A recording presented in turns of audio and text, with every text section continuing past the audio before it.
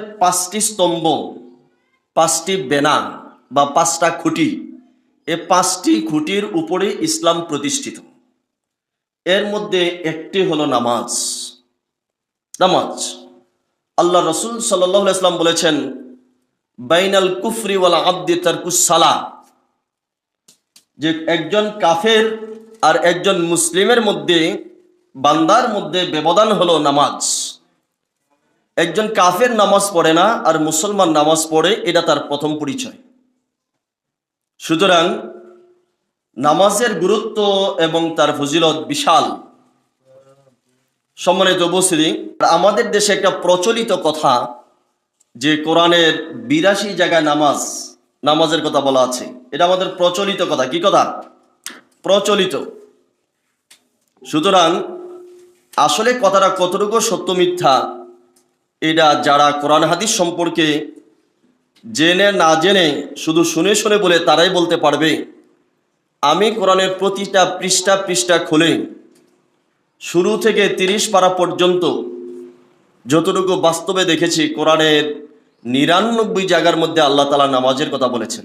কত জায়গায়? সালাত সম্পর্কে কোরআনের আয়াত হলো 82টা, আর হক বান্দার হকের সম্পর্কে কোরআনের আয়াত হলো 274টা। তো 274 বেশি না 82 বেশি?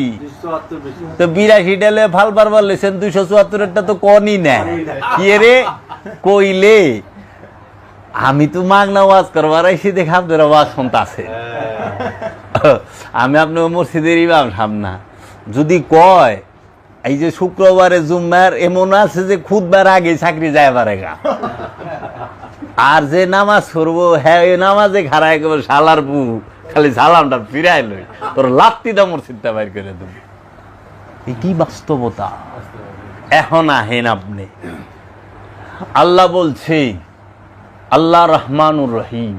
আল্লাহ রহমান পরম দয়ালু, আল্লাহ রহিম তিনি দাতা এবং দয়ালু। আল্লাহ গফুর ক্ষমাকারী, গফুরুর রহিম সে ক্ষমার পরে দান করে। এখন বান্দার হক আর আল্লাহর হক, মানে আল্লাহর হক যেটা 5টা। জীবনে আপনি সালাতই করেন নাই, জীবনে আপনি সালাত কোনোদিন করেন নাই, একদিনও করেন নাই। আপনি কোনোদিন যাকাত দেন নাই, কোনোদিন একটা রোজাও রাখেন নাই, হজও করেন নাই, কুরবানিও করেন নাই, কিন্তু রব্বুল আলামিনের সামনে দাঁড়ায়া চোখের পানি ছাইড়া দিয়া বলছেন, আল্লাহ আমি জীবনেই করি নাই, আমি ভুল করছি, আমি মাপ চাই, তুমি আমার মাফ করে দাও। আপনি জানেন ওই যে হাত তুলে আপনার হৃদয়ের খবরটা তো সে জানে। আল্লাহু সামিউম বাসীর, আল্লাহ সব দেখে, আল্লাহ সব শুনে, আল্লাহ আপনার মাকামে সুদূরের খবর জানে। সে ওই যে আপনি হাত তুলছেন চোখের পানি ছেড়ে সাথে সাথে মাফ করে দিব। আল্লাহ বলছে তুই কত গুনাহ করবি, তুই কত গুনাহ করবি, আমি তার থেকে মাফ করতে পারি। সেটা হলো বা আল্লাহর হকের বেলায়। সালাত না পড়লে কেউ কাফের হয় না, গুনাহগার হয়, কারণ সালাত ফরজ। এটা যদি কেউ না করে, সালাত না করে, সে গুনাহগার হয়, কাফের হয় না।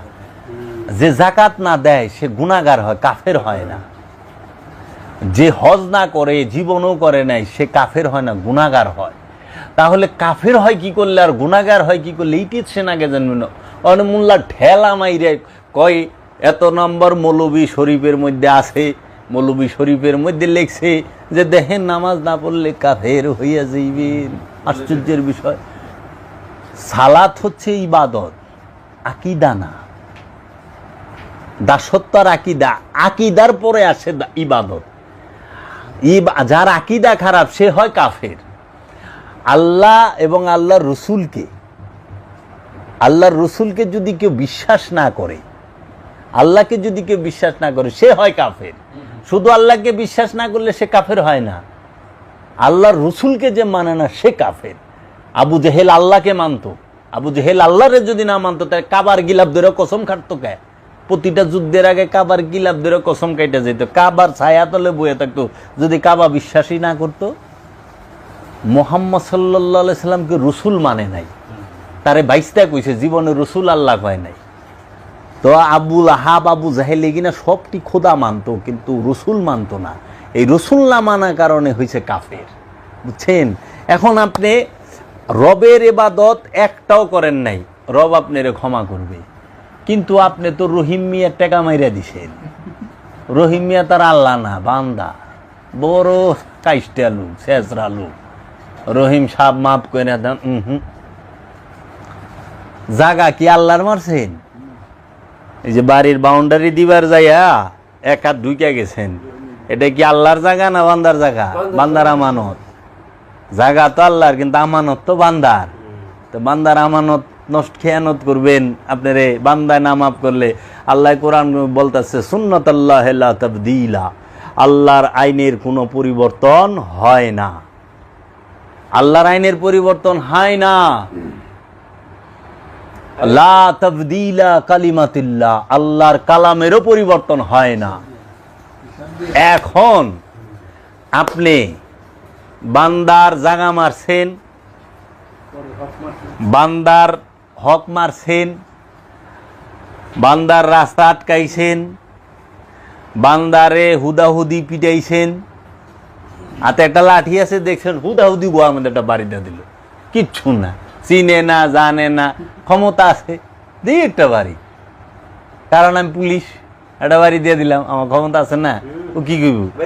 বাস গোয়াটা নিজের রেডি রেখে না, আপনারা একটা দিব।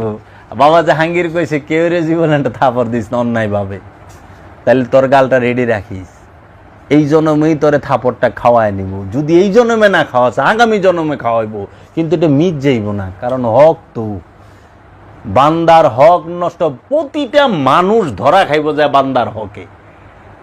জান্নাতে যাইবেন না টিন টিন করে মৌলানা সাহেব, এত হস্তা, মোল্লায় দোয়া করলে সব মাপ। আরে মিয়া, আমার বাপেরে মাইরা ফালাইছেন, আমার এতিম করছেন, আমার মায়েরে বিধবা করছেন, মোল্লায় দোয়া করবো, হজে গেলেন আল্লাহ মাফ করে দিব, হইলো? তাই আল্লাহ জুলুমকার হয়ে গেল না?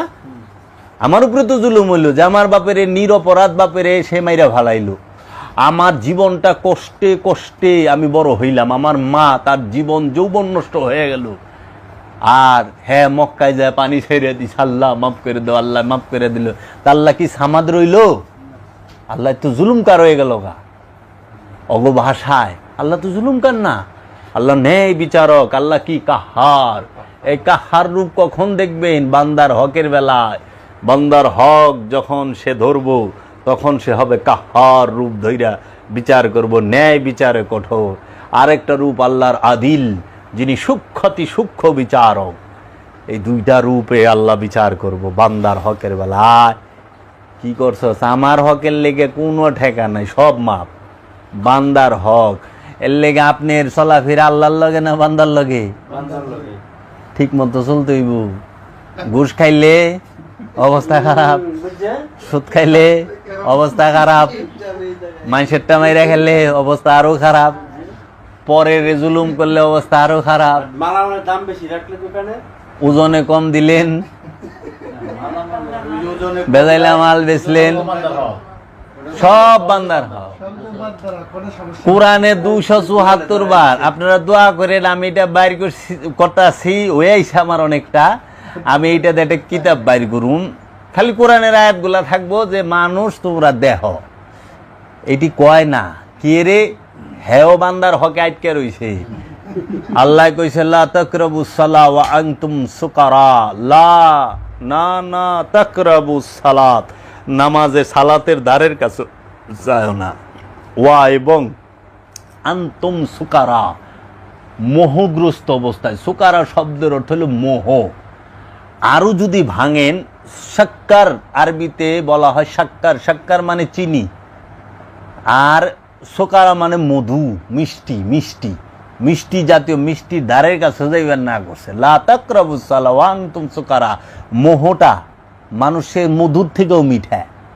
মানে যে পোলাপানের দিকে চায় থাকে না, হ্যাঁ আমার পোলাটা কত সুন্দর রে, হ্যাঁ কি করস, একটা হইলো বাচ্চা কাচ্চা হয়েছে, তারা পড়াশোনা করবেন, বড় করবেন, মানুষের মতো মানুষ। আরেকটা হলো মোহ, এই বর্ষ কেন পড়ে যাবা, এইটা করছো কেন, সারাক্ষণ দুই চোখ দিয়া পোলার দিকে ইমন ভাবে চায়া থাকে, হের চোখেই বরবাদ হয়ে যাবে ওটা। এইরকম একটা, এইটা হলো মোহ। মোহ মানে হচ্ছে অ্যাটাচমেন্ট, কোনো কিছুর সাথে লাইগা থাকা। এই মোহের গ্রস্ত অবস্থায় সালাতে যাইবার না করছে। আর ইমাম সাহেব তো দেখে মোহ তো আমার ভিতরেও আছে, এর লেগা এইটার অর্থকরণ যাইব না। এটা এক কাম করো, অর্থ ঘুরাই দাও। লা তাকরাবুস সালাত ওয়া আনতুম সুকারা, তোমরা নামাজের ধারের কাছে যায় না নেশাগ্রস্ত অবস্থায়। বলেন সুবহানাল্লাহ। আলে আমরা কই সুবহানাল্লাহ।